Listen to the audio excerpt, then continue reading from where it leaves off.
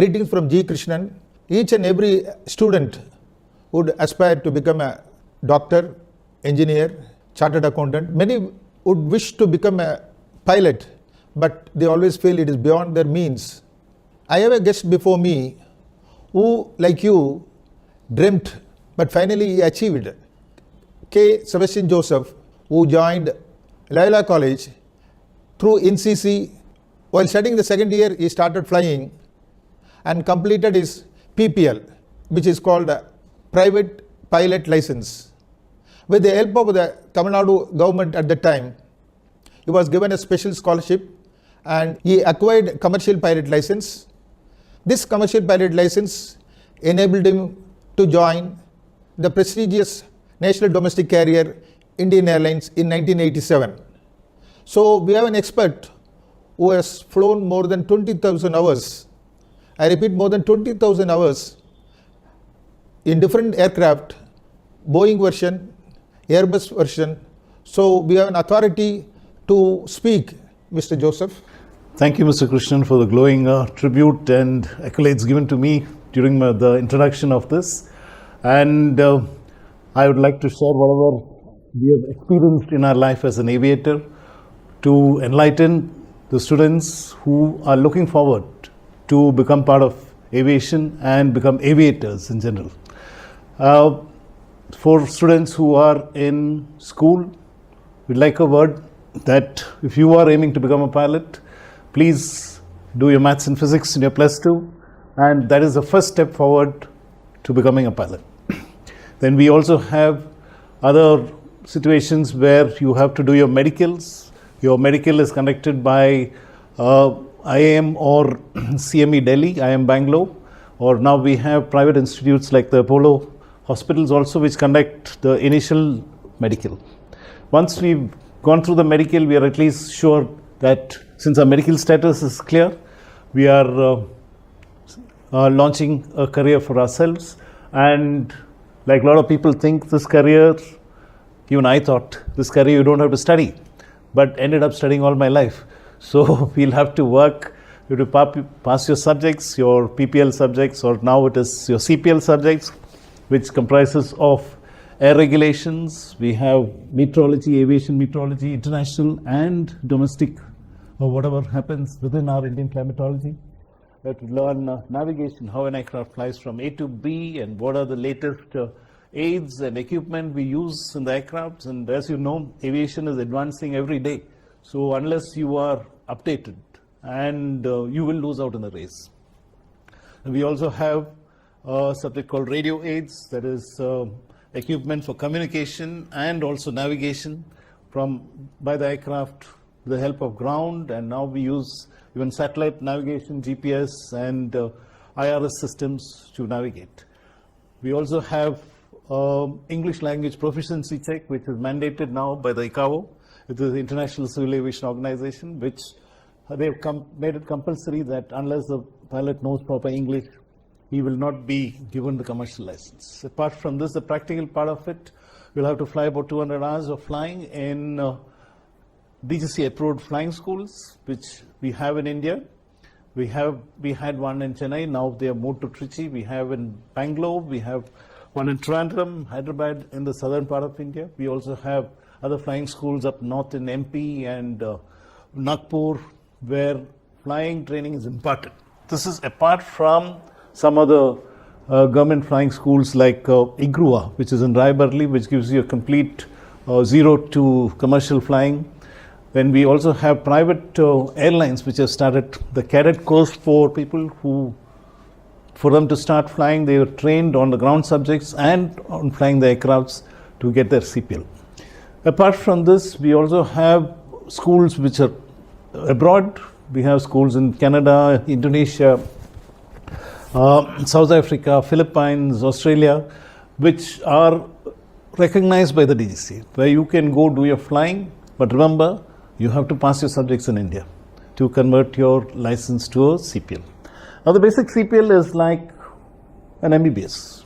It's like a doctorate. So now the airlines have been asking for specialization of, the pilots have to be specialized on the type of aircraft. So we have 3 basic type of aircrafts in India. One is the Airbus 320, we have the Boeing 737, and we also have an ATR.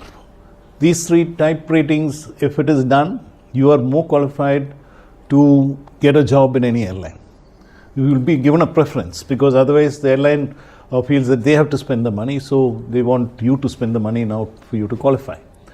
And after this, you join as a first officer. Again, it's a matter of studies. By the time you qualify for your ATPL, again you have to do advanced navigation, you have to do radio aids and pass these subjects, and aviation meteorology again in an advanced level, so that you qualify yourself technically to fly in command. Depending on the airline requirement, you will be taken up for command, and for command you need 1,500 hours of flying experience, which you would have gained by then in the airline.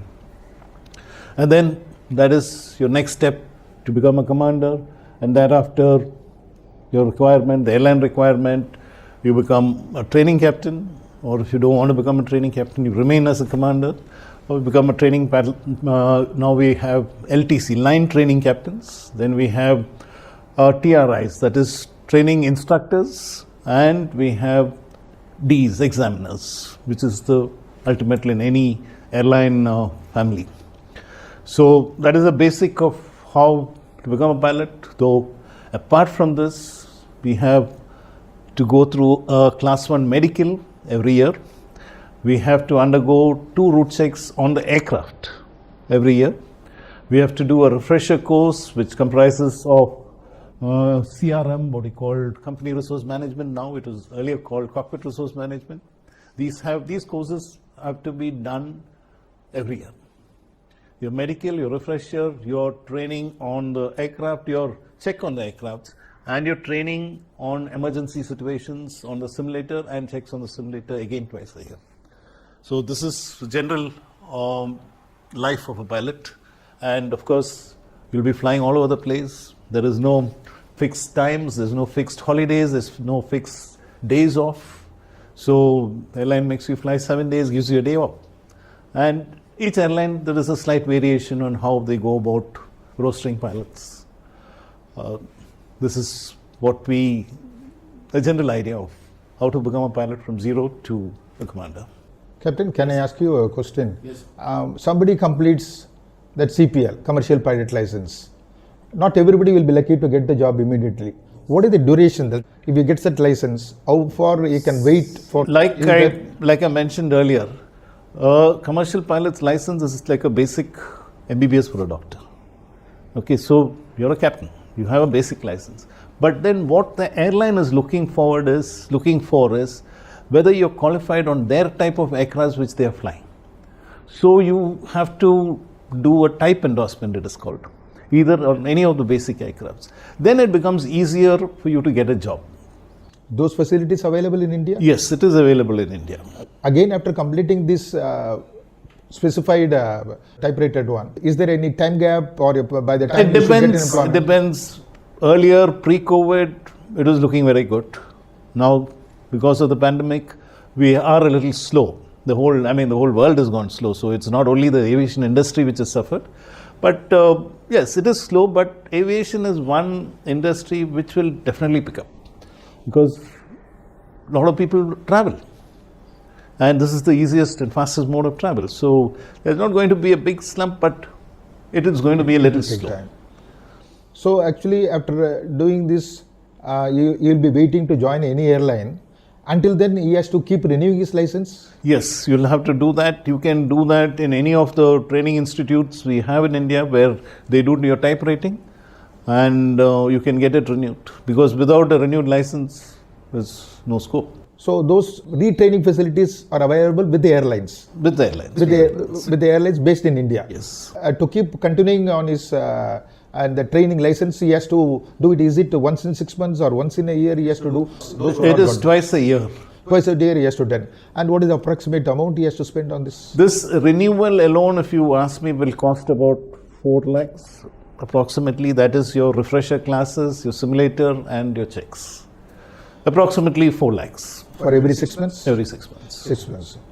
Okay. And what about overseas? Will that be cheaper? It is going to be more or less the same, But if you're going abroad, again, your accommodation and all Incidental that expenses. expenditures are going to be more. Though a lot of people do that typewriting abroad and come back here and get into the airline or renew the licenses here. So, that. So, what do you feel that whatever the present COVID condition in phases it is going out, we are going to have the vaccination done seriously. So, prospects of for the students who do this pilot course. It is, right now it's a little slow, but I'm looking forward for a bright aviation boom coming back. And as you know, now itself, most of the airlines have started flying 60 to 70 to nearly 80% of their pre-COVID flights. So more or less everything is coming back. So your options, though I say not 100%, because of the COVID conditions, a lot of our senior pilots who were flying for foreign airlines, very senior experienced pilots, they have also come back. So they're also looking for jobs. So it's a mixed box. You have junior pilots, inexperienced, waiting for jobs. You have very senior pilots who have got a lot of experience, who are also looking out for jobs. In a way, you can fly till 65. As long as you're medically fit and your medical standards are governed by the DGCA and conducted by the Air Force. So your medical standards are very strict. So if you can keep yourself medically fit up to 65, good for you.